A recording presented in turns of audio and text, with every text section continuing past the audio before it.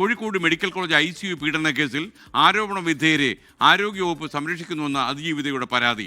ഇപ്പോഴും വലിയ മാനസിക സംഘർഷത്തിലൂടെയാണ് കടന്നുപോകുന്നതെന്ന് അതിജീവിത 24 പ്രൈം ടൈം ബ്രേക്കിംഗ്.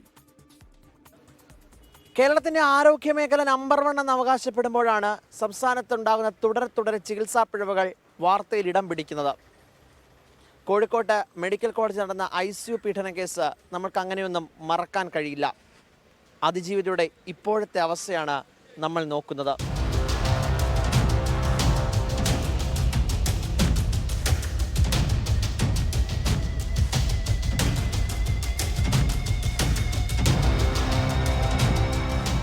ആലോചിക്കാൻ തന്നെ ഇപ്പോൾ ഭയങ്കര ബുദ്ധിമുട്ടുള്ള കാര്യമാണ്.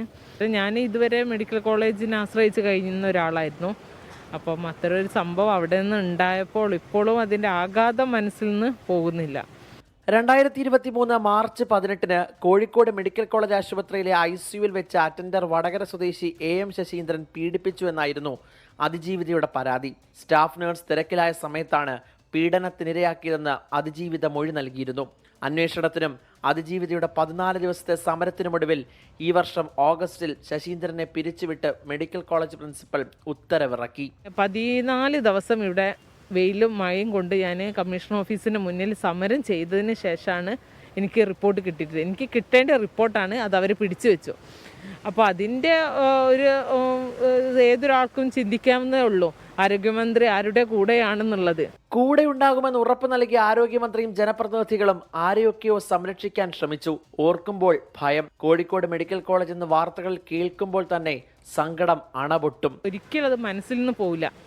അത് ആ ഹോസ്പിറ്റലിലേക്ക് നമുക്ക് കയറുമ്പോഴും അല്ലെങ്കിൽ ആ ഒരു ന്യൂസ് വരുമ്പോൾ തന്നെ നമുക്ക് ആ ദിവസം അല്ലെങ്കിൽ ആ ഒരു സംഭവം മനസ്സിലേക്ക് ഇങ്ങനെ വരികയാണ്. ശരീരത്തിൻ്റെ മുറിവിനേക്കാളും കൂടുതൽ മനസ്സിന് ഒരു മുറിവ് തട്ടിപ്പോയി.